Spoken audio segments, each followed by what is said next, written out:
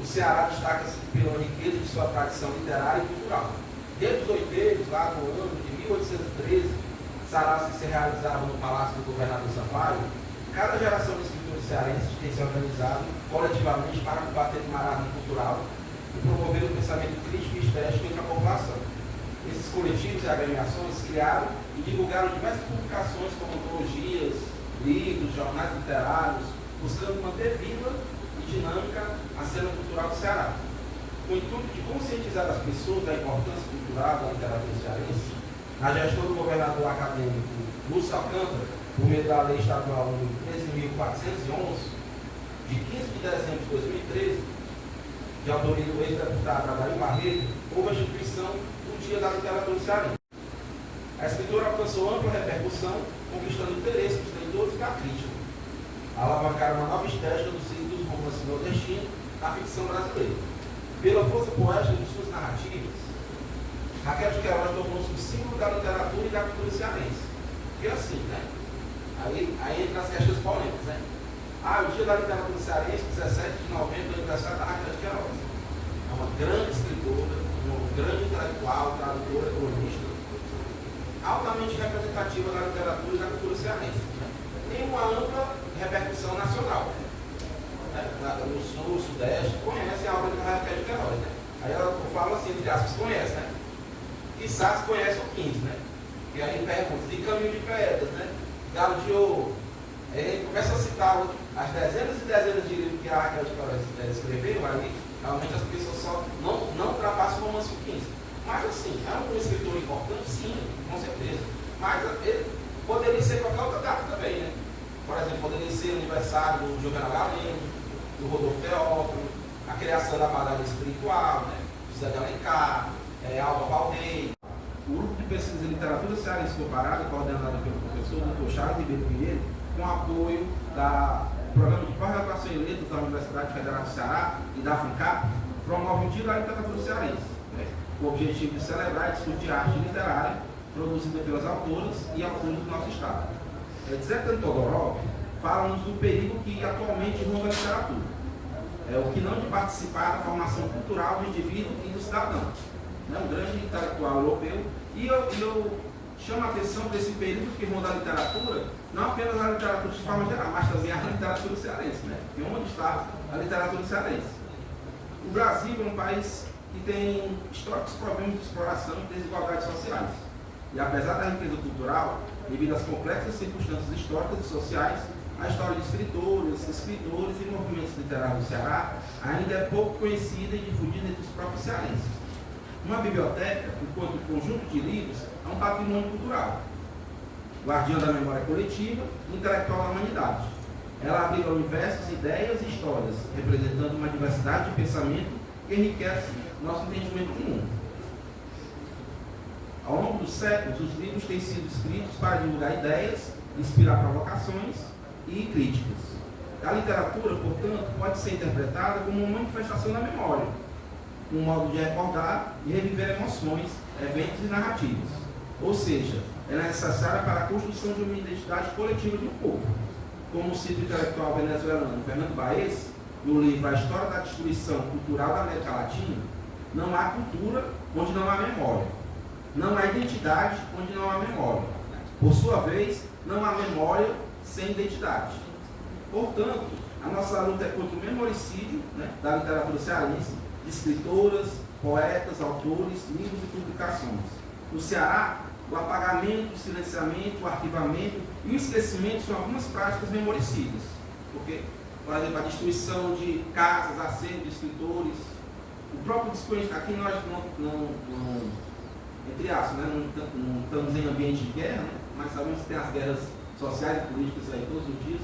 Mas, assim, uma das práticas que podemos entender desse apagamento da memória de autoras e autores cearenses é o próprio esquecimento, né? Escritores que são desconhecidos pela população posterior, livros que não são mais publicados, né? Livros que ficam guardados em acervos, bibliotecas, esquecidos, escorrendo pelo tempo. Então, o esquecimento, né, esse desconhecimento, é uma dessas maneiras do memoricídio. Fernando de Baez explica que o memoricídio refere-se a uma destruição sistemática sistemática ou apagamento da memória coletiva de um povo ou cultura, resultando na perda de sua identidade e continuidade histórica. E essa prática pode ocorrer através de diversas formas, como a censura, a repressão de narrativas, a destruição de documentos e a marginalização de vozes culturais, levando ao esquecimento forçado de eventos, tradições e figuras significativas. O memoricídio não é apenas o ato do esquecimento, mas uma ação que pode ter profundas implicações na forma como a história é contada e lembrada. Para o filósofo Jacques Derrida, na obra O Mal do Arquivo, a memória é um campo de luta, onde o que é lembrado e o que é esquecido está sempre em disputa. Quando a memória é destruída, o povo se torna vulnerável à manipulação e ao controle, semelhante a uma pessoa que sofre de amnésia e não tem consciência de sua própria história ou identidade. Essa vulnerabilidade pode ser explorada por forças externas que buscam impor uma nova narrativa ou cultura, facilitando assim a dominação cultural. Conhecer essa vasta produção literária de um país seria uma tarefa prazerosa, com certeza, mas hercúlea. Nesse caldo multicultural, preferimos enxergar o Brasil como um caleidoscópio literário, onde a cada estado contribui com um raio de luz.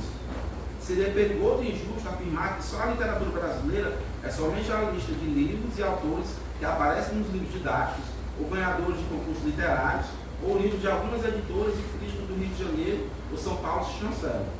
Em todos os estados, há poetas e escritores. O nosso grande desafio é encontrá-los, lê-los e interpretá-los. Diante de uma multiplicidade literária tão rica, posamos uma pergunta próxima do nosso chão e do propósito dessa discussão. Existe a literatura cearense?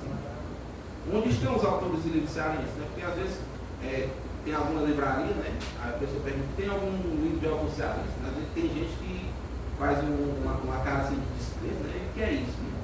Que é um autor cearense? Porque às vezes a gente vive numa bolha, tem muitas pessoas que vão para saraus, encontros literários, faculdades, cursos, oficinas, e nós estamos participando desses debates, dessas leituras, mas a maioria da população nem tem nem consciência de quem são esses escritores. Um relato aqui muito breve, eu encontrei, claro que eu não vou mencionar o nome dele, um professor aposentado do curso de medicina da UFC.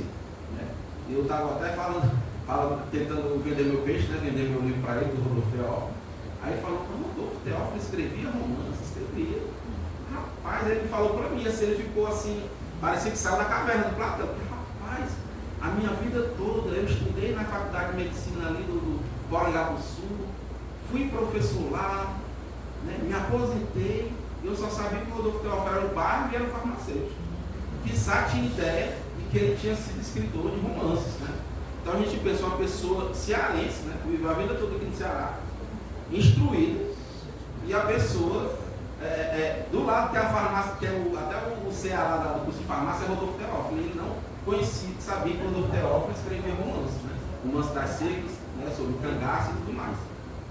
Então às vezes é falta de interesse mesmo. Então assim, a compreensão da contribuição do Ceará para a diversidade da literatura brasileira. O conhecimento literário permite preservar a memória cultural, ampliar e dar continuidade a um legado de vozes que muitas vezes foram marginadas. E com isso, gente, iniciamos o nosso evento.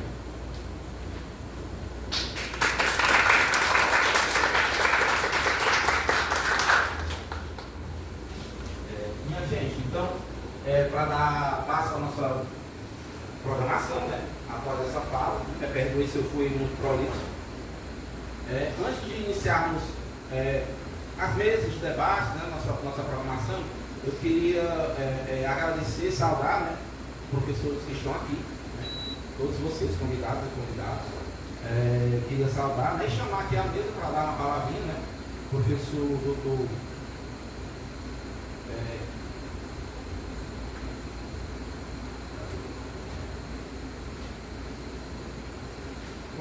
eu me vendi com o professor Júlio César, professor coordenador do programa de pós-graduação em letras da UFC, agradecemos a sua presença. E a professora Ana Marcela Siqueira, coordenadora do Departamento de Literatura.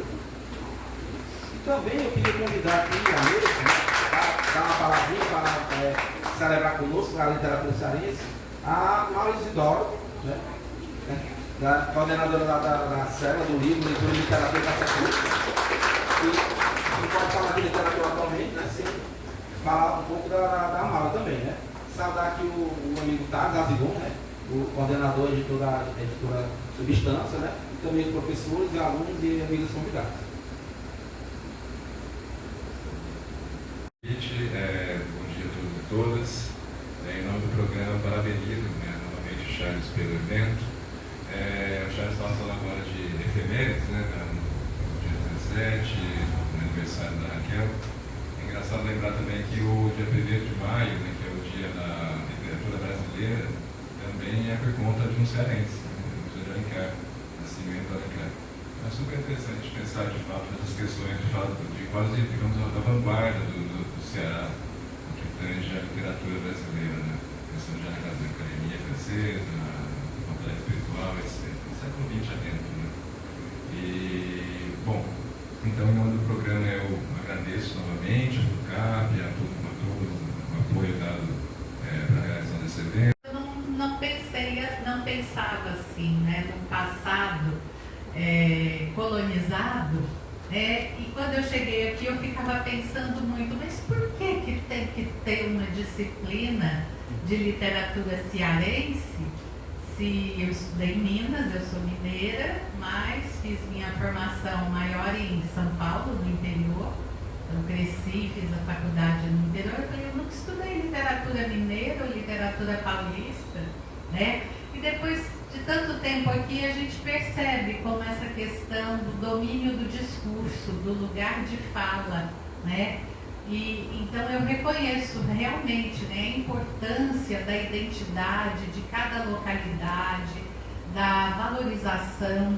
Eu, por exemplo, a minha tese de doutorado, que é em literatura comparada brasileira e portuguesa, eu comecei a estudar um autor que eu nem sabia que era cearense. Os autores, de não haver muitas atividades culturais, de divulgação em massa para uma série de eventos que não tem nada a ver com a nossa cultura.